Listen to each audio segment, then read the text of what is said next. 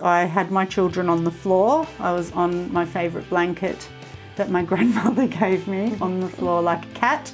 And I realised in that moment the potential of what our bodies can really do as women. Like I could feel his head, I could do my own internal, like, yeah, his head, I could feel it. I was in tears, I was just in tears and overwhelmed with gratitude.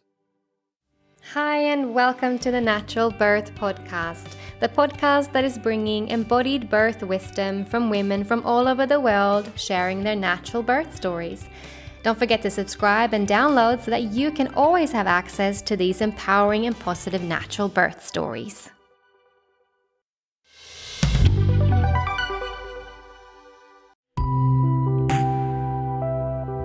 Hi, my name is Anna and I am the Natural Birth Podcast host. I'm a former midwife who left the system and I'm now the proud founder of Sacred Birth International, a woman-owned company with a mission to revolutionize the birth world and bring focus to the sacred and the natural intelligence of the birth process. We do this by providing world-class education, courses, programs, and coaching to equip women with the knowledge and the tools to have conscious pregnancies, empowering and positive birth experiences, and the most nourishing start possible for themselves and their babies postpartum. We also educate and mentor aspiring birth workers into sacred space holders and physiological birth advocates in the Sacred Birth Worker Mentorship, the Beyond a Doula training. If you'd like to work with me or take any of our courses, programs, or the mentorship, then head on over to sacredbirthinternational.com to find out more. Hi, Jasmine, and welcome to the Natural Birth Podcast. How are you today? Thank you, Anna. Yeah, really good. Thank you. Exciting to have you all the way from New Zealand. Where are you based in New Zealand, Yeah. actually? I'm in Auckland, so Auckland, New Zealand. Yeah. And it's just hit daylight savings has finished, so it's pitch dark at this time. Yeah. Yes, it's late for you and early for me. So today we're going to dive Yeah. into your natural birth story over there. So take us back to wherever you want to start your storytelling, really. Maybe how you became pregnant or, yeah, what made you decide to have a natural birth? Yeah, okay. I guess it can be quite a long story when you but it takes me back really. Um, it was quite the journey in terms of even before I fell pregnant, that I thought I'd want to have a natural birth. Interestingly enough, I always thought growing up that I would have, a very medicalized birth. So, most definitely I was very, very adamant and very, very sure I'd have an epidural, and I'd go to hospital, and that was, the norm. And I thought, that's what you do. That's what my mum did, my mother did. And same with my sisters. So I'm also a daughter and a sister to two others. And so you kind of sometimes take the path, or you think that that's the right path. Um, but something came over me where I just felt like I'm sure birth is a lot more simple than that. And my partner and I, Shai, us both felt this sense, I guess, wanting to have a home birth. And we had never looked into it, and we haven't known anyone close to us that's had a home birth before. It just was more of a feeling that we felt that was the right thing to do, and it seemed like the easiest thing to do. And then a bit more research, I actually came across your podcast on Spotify. And so I think that kind of really opened it all up for me of, wow, like this is a thing. Heaps of people are doing it. And it sounds a lot more amazing than having a hospital birth, or even going to a birth centre, for example. So I kind of went from one end of the spectrum all the way to the other. Um, and yeah, it just felt right and natural to us both from the get-go. And yeah, I just was loving your podcast and I'd listen to it every week. And I felt like that really got me into the mindset, like listening to other women's birth stories and hearing the different variations, and kind of learning, like there are, I guess, risks involved, but at the same time, like, keeping a positive energy and a positive mindset, and, whoever is with you in the birth space, like your partner or support person is really, really important as well. And so, yeah, I just felt like, why not? Like, let's just go for it. And I think quite a few people around me at the time thought, wow, that's quite brave, of you to kind of jump in, especially for your first baby, to want this kind of home birth, which seems quite different to the norm, or, the people that I'm around. So, yeah, I started off my pregnancy. We, luckily enough, like my partner and I, we've been together for 10 years, and we, always knew we wanted to start a family at some point. And funny enough, we were on holiday for his 30th birthday, and we thought, why not, make a baby now, start a family now, and we did. And I fell pregnant pretty much straight away. Um, so we were pretty, blessed from the start, really, on this kind of plan and pathway, um, that we're thinking. And yeah, I had quite a lovely pregnancy. Um, I really enjoyed being pregnant. I quite miss being pregnant. Now that I'm kind of 6 months, the other way. And yeah, I just really spent that time kind of, listening to birth stories and preparing my birth space at home. Um, I loved kind of looking into different birth pools that are available at the moment, which is quite cool. And so I got this beautiful kind of oat milk colored bath. And so I really loved that aspect of it too, kind of creating this, lovely kind of sanctuary of a birth space, at home as well. So yeah, that's kind of how my journey started. It's quite positive and Yeah. yeah, exciting. And I think I just carried that right way through, really, during the 9 months. Beautiful. So Did you yeah. interview a few different midwives? So did you go with the publicly funded home birth program, or how did you choose? Yeah, so ironically, we actually had a home birth, midwives down the road from us. So like 5, 10 minutes, like locally. So everything just felt meant to be. Kind of looking into it more and researching and realizing sometimes there's resources around you that you wouldn't think, you know. And so, yeah, fantastic midwives that were local that not only do home birth, but also hospital birth and birth centre. So they've got quite a range. I think maybe about like 10 to 12 midwives, which is quite cool.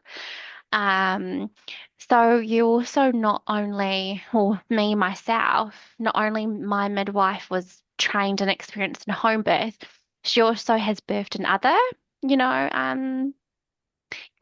locations as well. Depending on what kind of birth experience you're wanting, or however your birth goes. So yeah, Beautiful. Well, the beautiful thing about New Zealand is that it's much more integrated, that you can choose home birth, birth center, or hospital compared to so many other yeah. countries. Yeah, yeah. And I think we're really lucky that way to kind of have different options available to you and it also not costing you, well, it didn't cost us anything, you know. So it's, it not costing you anything and you having to really make I guess, a definite choice. You're not kind of pushed in a certain direction. Yeah. Yeah, it's beautiful. Wow. All right. So it sounds like you had a beautiful pregnancy. Do you want to take us to, Yeah. like, did you have any early signs of labor approaching for you at all? Yeah, it's funny because you realize these things afterwards, especially with your first. Um, yeah, it was quite a funny, I guess, start where I was due the day before I actually started having contractions now that I know. So it was the Friday and I had a big day, a massive day. So a lot of walking. I was, out with my mum and my niece in the morning, and then I went out shopping in the afternoon with my partner and my mother-in-law. And then I got home and, we were laying down on the couch as we do, watching TV. And I just felt this tightening across my tummy. And I was thinking, like and you don't really know because you're further along. So you don't really know, what the feeling is. Is this contractions? Is this something happening? Or is this just, I guess, maybe baby growing or, I don't know. Didn't really think too much of it, to be honest, at the time. And I was exhausted, like way more exhausted than any other day that I had felt, but then I had done a lot that day. So I was like, I think I maybe overdid it. But then it was that morning, so 1:30 in the morning, I actually woke up thinking I needed to go to the bathroom but my waters just broke as soon as I stood up. And so now I know, I guess that was probably the start of, contracting. And yeah, thankfully enough, I was able to get some rest and some sleep before things really kicked in. Because once my water had broken, contractions just started instantly for me. So yeah, it was, yeah,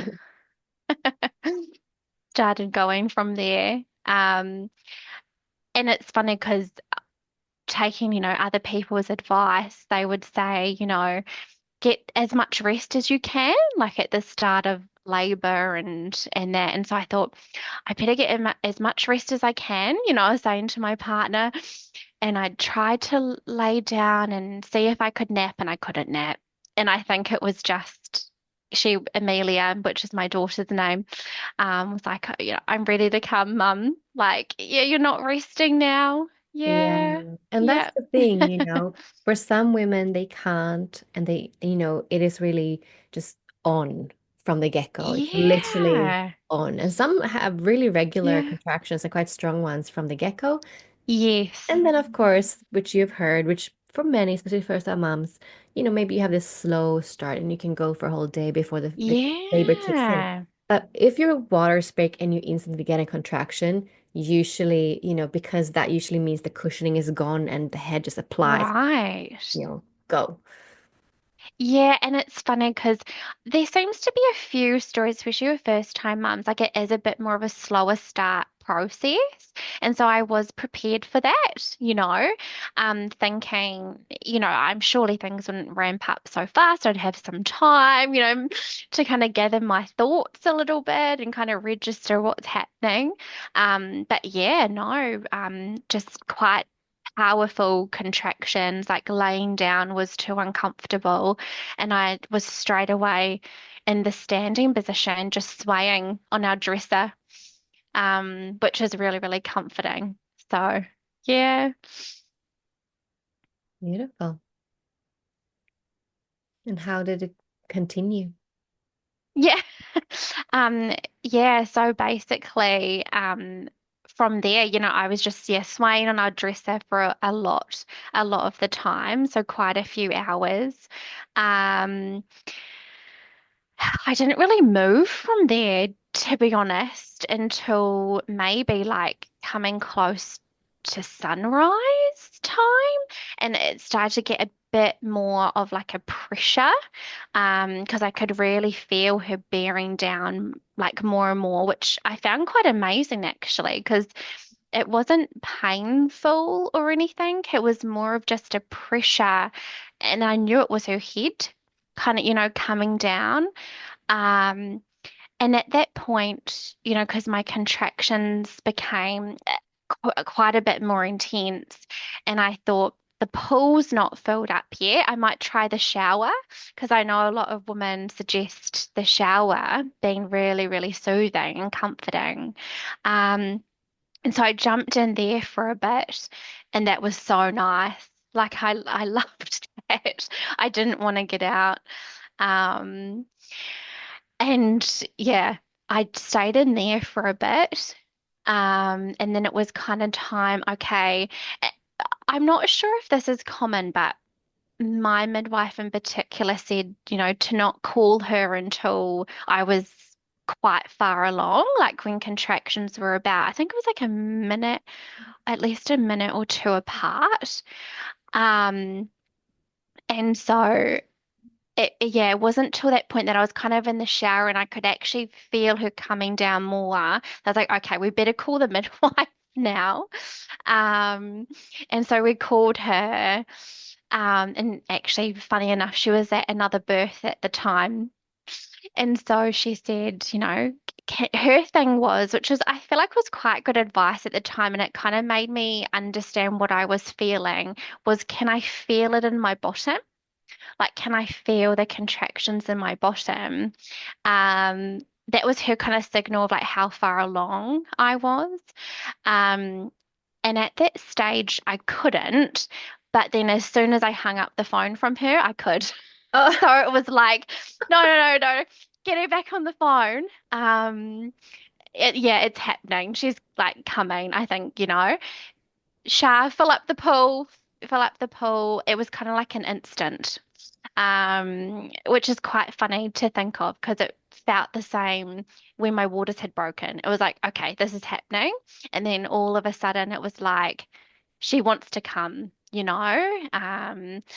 So yeah, and we filled up the pool, and it actually ended up being perfect timing because that was when I think I was probably a lot more further along than I realized. Um, and I don't know like my dilation or anything like that because I didn't bother like to check or ask. Like that didn't really matter to me. It was kind of more the feeling.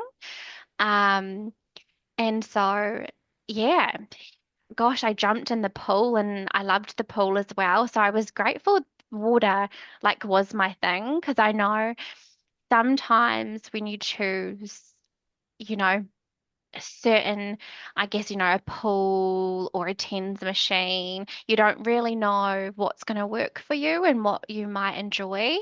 Um, and so, yeah, I was glad that, yeah, I really enjoyed the pool. It was so like comforting and relaxing.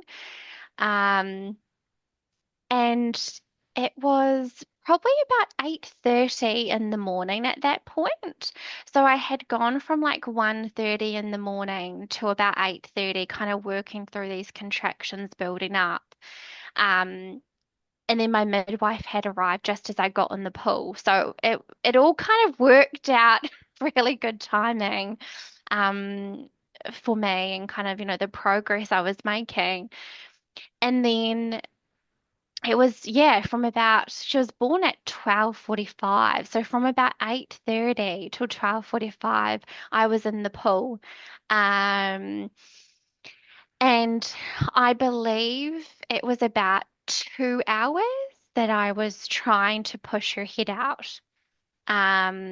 Which seems like, I don't know, what you think, but seems like quite a long time potentially. But Amelia was happy. Like her heart rate was fine and I was pretty relaxed. But I felt like those 2 hours were quite a lot of hard work, like physically. Mm. Just my whole body working, like to get her out. and pushing and reflecting on it, I actually feel like it was most likely my position Mm-hmm. because I I did video my birth. I had another midwife videoing me. And I also remember a lot of the time I was kind of floating more on my back, but I kept wanting to kind of go more onto my knees. Mm-hmm. And I think it was a confidence thing. It was like now I know like for a second baby, I know I would just do it. Like I would just straight on and do what I want to do.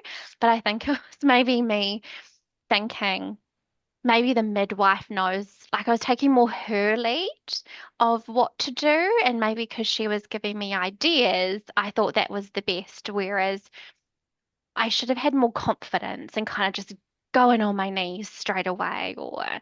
something like that. Because I felt like when I did take my own lead, she was coming out more easily, you Right. know?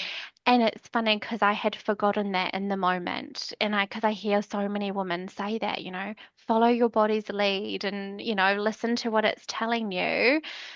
Because I think that's so true, especially reflecting on it now, afterwards.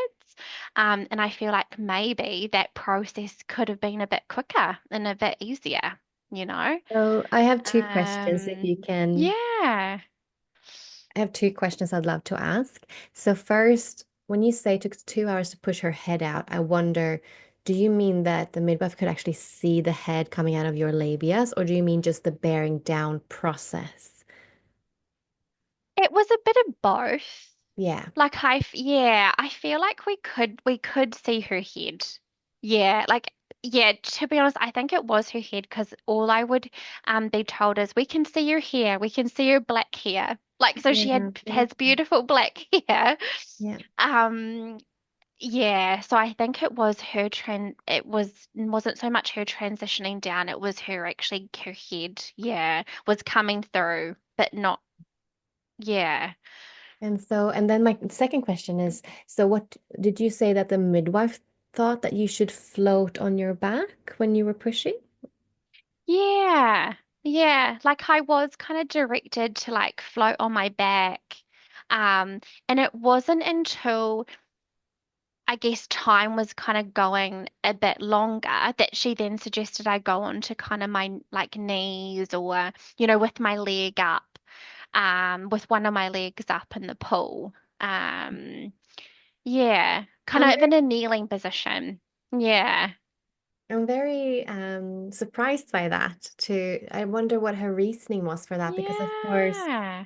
both being in the water takes away gravity, but also like Yeah. lying on your back would reduce even more, kind of helping Yes. with the gravity any for I mean in the water kind of takes away a lot of that, right? Yeah. So yeah, I'm curious, maybe were you very tired? Were you needing to have a lot of rest in between the contractions? Was there a point like that she No. wanted to help you? Yeah, no, I wasn't like, no. Like I was actually, yeah, in like a really good like rhythm and feeling good. Like I wasn't feeling, dehydrated or anything like that. Like, yeah, I was feeling fine. Um, I think it was maybe, I don't know. Like, yeah, it is interesting, eh? Because it wasn't till the like kind of closer to the end that she had suggested that I change position and kind of go into a bit more of a kneeling. Mm. But I guess it's one of, yeah, I don't know whether you would suggest that like straight away or whether it's kind of more onto, you know, the mother like me to think maybe what position works best for me. I don't know. But then if it's your first, you might not have that confidence or kind of know what might be best at the time, you know? Yeah. Well, yeah, it's very curious. Yeah. Never heard a midwife Mm, suggest, because to me, obviously I wasn't there and I don't know what that looks like and when you say floating on your back, but yeah. when I've had that experience, it's been the mum trying to slow things down or Yes, right. finding the least painful or intense position, because that's usually you float, then you go down and you float, Yes, and get out of gravity at all, and you kind of, it's almost like you want everything to just, oh, you kind of want like to leave that. relax. Yeah, or Yeah. leave that intensity. So Mm, I'm curious, a midwife suggested that. I don't see the point of that. Actually, very much the opposite, being on all yeah. fours, or kneeling or squatting, and all those things help more in the pool. Obviously, I'm not saying that floating can't be good. It can be great for relaxing, and we want women to relax, to open up as well. Yeah. Um, but yeah, that's very curious. Anyways, obviously the Yeah. baby finally did come out. So when Yeah, you and it got on all makes sense. fours, Yeah, it makes sense, right? Because then I then kind of naturally went onto my knees and I actually ended up birthing her on my knees with a leg up. So, so I was in the optimal position, for me at the time. And she was birthed that way. And so I was like, yeah, if I wasn't so much in a more leaning back position, I feel like it might have been a bit more smoother, less hard work, I guess, at the time. Yeah. But I guess, after that, it's like because it was quite like physically exhausting, I hadn't actually realized she had come out at that point, and because I couldn't see her because I'm more in a kneeling, um, my midwife is like, get your baby, she's here, kind of thing. It took me maybe a couple of seconds to register like that she's here. And so yeah, I picked her up and I pulled her out like onto my chest, which was pretty cool because I felt like I was kind of, catching my baby and I had just birthed, my baby. Um, and yeah, and we just spent some time like in the pool, like cuddling with her on my chest, and that, that amazed kind of feeling of, you've spent, these hours birthing her and then she's here. You don't know what she looks like or anything like that. And then all of a sudden, you're like, oh my gosh, it's our baby girl and she's here. And that didn't seem so hard, like afterwards, after the fact. yeah, it's Yeah, wonderful that you feel like yeah, that afterwards. It's the high from all the oxytocin. yeah, yeah, definitely. Yeah, the best feeling like in the world. Yeah, very cool. Did you end up staying in the bath for birthing the placenta? No, I didn't actually. Yeah, I didn't stay in the pool. I actually got out. I felt more comfortable to get out. I think maybe by then I felt like the water was a bit colder. I'd been in there for a wee while. And also with the cord, like holding her with the cord, it felt like a bit, tight. And so, yeah, I did kind of just want to get out eventually, to be honest, and lay on the bed and have a bit of a rest and a cuddle with her. Um, and that's where I then birthed the placenta not too much long after that. I'm not sure how long, but it less than like 20 minutes, like maybe 20 minutes or so. Not very long. Um, from that point is where things kind of get a bit more interesting. And this is kind of the thing with birth, how some things can happen when you least expect it, or you might not kind of think of. And this is kind of one thing I hadn't thought of at all. But after I had birthed my placenta, I then had quite a few blood clotting come out and quite large like size, which I hadn't realized how big they were until my partner, told me afterwards. Like I could feel it. It almost felt like I was birthing another placenta. Like they must have been quite large. He said at least like a golf ball size. Um, and so I had to have a couple of injections, and I can't remember what they're called, but it's to help with the blood, like blood loss. Yeah, so that's You might know. Yeah, so that's synthetic oxytocin that you get to Right. help contract the uterus and down Yeah. those vessels that are potentially bleeding still. So, yeah, I mean, that can happen. It doesn't necessarily mean that, I mean, I don't know, do you know the blood loss you had in the end? Did they tell you how much you lost? No, they didn't tell me. But it seemed like a lot. Well, like I say a lot, but like I was fine. Like I wasn't dizzy or anything like that. Um, so yeah, it was just a bit of blood that I had lost and a few blood clots, which meant I needed to have an injection twice. Like they gave me a second dose. Mm. Um, and I was kind of fine after that, had like passed. And then yeah, I had a shower at that point, after that, and then I laid into our bed, and the midwives just stayed for a few more hours just to make sure I was okay. Um, so yeah, I guess I say a lot, but then at the same time I was actually fine at the end of the day. I didn't really need to like rush off to hospital or anything, but the midwives had said to me like you're kind of borderline, should we call, an ambulance to take you to the hospital? Mm. And so that's why they stayed around to just double check that I was okay. Yeah. So, yeah. I It's don't know, but that was one thing I didn't expect or think of. Yeah, I Um, mean, it's nothing you should think of. If it happens, it happens. It's not yeah, something you kind of can prevent or plan yeah, for in a sense. And some women bleed and it's fine. It sounds like you weren't symptomatic, but that they definitely, yeah. follow and are risk adverse, and that's the thing, right? So it's obviously up to the woman and how you feel. Um, but blood Mm, after birth is also quite common. Clotting in a sense yeah, just means that if your placenta was sitting there for a little while, it might have been some clotting happening on top of the placenta, and that's what came out when the placenta came out. Uh, right. yeah, and Yeah. yeah, I mean, it's so different. Some women can lose up to a liter and be not symptomatic, and some women can lose 200 Mm, mils and feel faint and lightheaded and feel really unwell. So everyone's so different in how they mm, handle, and you have so much extra blood volume when you're pregnant. You're also like yeah, meant to be able to handle this as yeah. well. It Mm. does.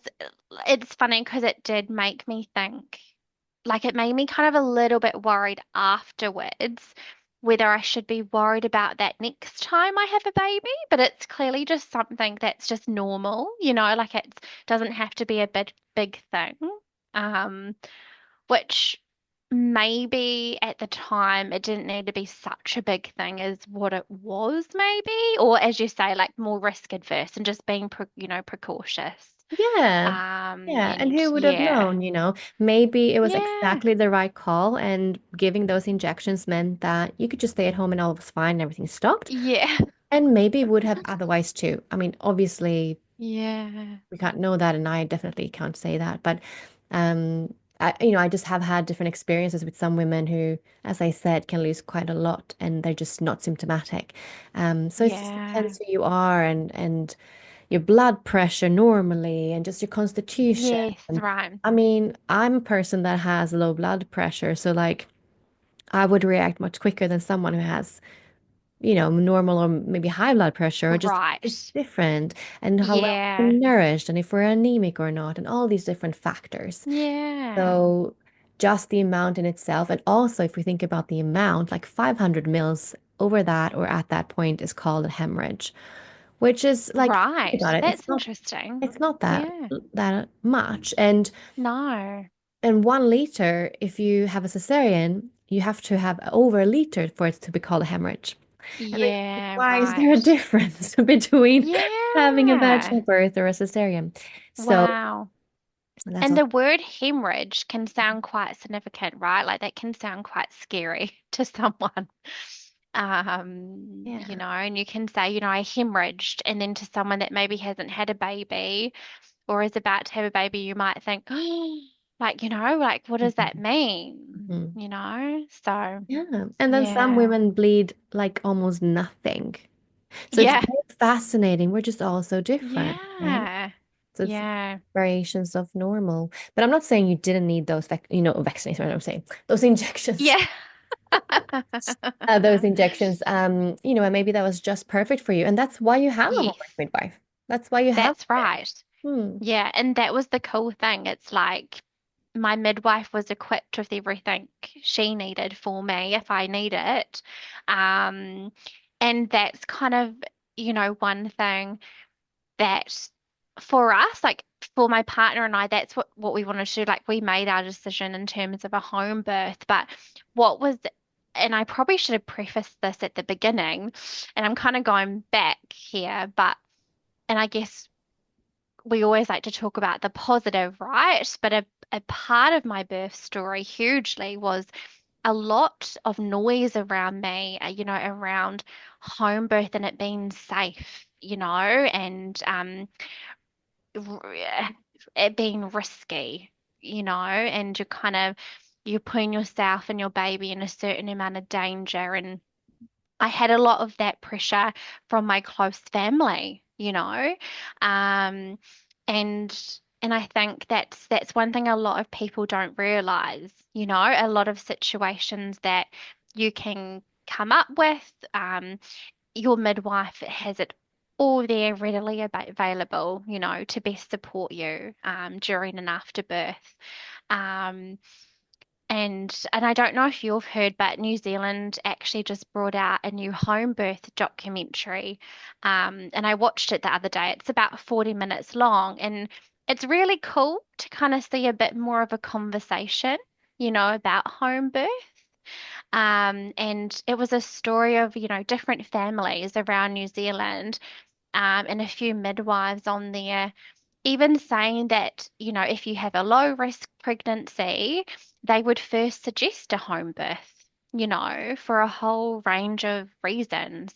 And so, yeah, I think it's quite cool. Like it seems to be a bit more of a culture, or a lot more people speaking out about it in terms of an option and it being something that is safe, and it can be really, really beautiful. Yeah, So, absolutely. Well, yeah, I mean, yeah. because of the over medicalization we see today, it's actually safer for a mama who hasn't got a high risk pregnancy and high risk baby on board to birth at home Yeah. Yep. Yep. That's right. Yeah. Yeah, because we can absolutely. see how all the interventions are actually causing more harm if you're not actually in need of them. Yeah, definitely. And, it definitely seems like, you know, uh, that's one thing. And I guess listening to other people's birth stories can be really, really valuable because you can kind of understand. I guess if you start, understanding, I guess, your physiology as a woman, um, then you realize actually having a baby and birthing is very normal and it's something that's very natural that we can do, and we don't need interventions a lot of the time. And so, yeah, I hate to say it, but I feel like a lot of women, especially, close friends and family, might not even realize it, but just by entering, the hospital, you're kind of opening yourself up to these interventions without even kind of wanting to, or realizing it. So, um, yeah, yeah. And then it's also hard to kind of convince people or kind of encourage people to look into home birth Yeah. because it just seems so like, yeah, out of the ordinary still at the same time. Yeah. Absolutely. And I think, you know, when I meet women, and I just recently met a woman who, just said, well, I don't know much about birth, so I'm just going to go to the hospital and like, I'm just going to go with the flow and I'll see what Mm. happens. And I mean, that's the general idea amongst most modern women today. It's just like, oh, I don't know much myself. Obviously, I've heard it's quite dangerous or like, those stories that float around. Yeah. And instead of like diving deeper and like taking a Hmm. birth course or reading or listening and doing your own research, it stops there. And they go Yeah. in, and unfortunately, so many become a statistic of having birth trauma because of Yeah. the system. And obviously, I know all I know. But if someone says that to me, I'm not going to start telling her all the things, right? I'm Yeah, gonna, no, yeah. it's up to her, and Yeah. I'm there if she wants to ask questions. I always offer, that if you want, I'm here, but I don't try to convince anyone. I don't give any unsolicited Yeah. advice. I don't think that's helpful. And it Yeah, has to come no. from the woman herself to want to Yes. know for it to actually Yeah. matter. You can scream from the rooftops all the statistics, all the Mm, facts, all the amazing things about natural birth, but at the end of the day, it has to come from within the woman herself definitely. wanting Yeah. it. Yeah. Yeah. Yeah. Like you have to want to do it. And I think, yeah, like if my mindset wasn't there, it would have been a lot of a different story, And I think because I just wanted it so badly and I had looked into it and I thought how amazing and beautiful it was. And it just felt like something I wanted to do. And especially for my first baby, I didn't want to be a statistic. I wanted to do something that was for us and for our family, and best protect that. And that's how I felt, that I was protecting my family by choosing a home birth. And um, yeah, yeah. Beautiful. So, if you had a first time mama in front of you right now who's about to have her first baby and she really wants to have a natural and empowering birth experience, what advice and pearls of wisdoms would you give to her? Yeah, I feel like if you're a woman that's, listening to this podcast and you already know, you want to have an empowering natural birth, you're already at, the right place. You already have the right mindset. And I already believe that you can do it. Like in all honesty, I feel like if you've started here and you have that feeling that that's what you want, I would just continue along that path, and keep preparing, for that moment of when your baby is ready, to arrive, um, because you can absolutely give birth to your baby however you like. And you'll have the support around you to be able to do that, no matter what. And I think with what happened in my birth story, there was a little hiccup that I didn't expect, but it was under control, And it's one of those things of you can create this birth that you totally envision and dream of, which a lot of people believe you can't, but I feel like you can, most definitely. And you know, I they say like it's kind of priming your mind for something called manifesting, but I honestly think it's just about keeping positive and being true to yourself and true to what you believe and what you think is right. Because at the end of the day, if I had followed other people's advice through my pregnancy, um, I most likely would have been another statistic, like you say, Anna, and I would have most definitely gone to hospital and I would have had a completely different birth experience, to what I had. So, yeah. Beautiful. Thank you so much for coming and sharing your birth story. Thank you. Thank you for listening. If you love this podcast, then please consider sharing it, leave a review, or make a contribution on our Patreon page. And if you want to connect on social media, then find the podcast on Instagram as the Natural Birth Podcast. Thank you for listening.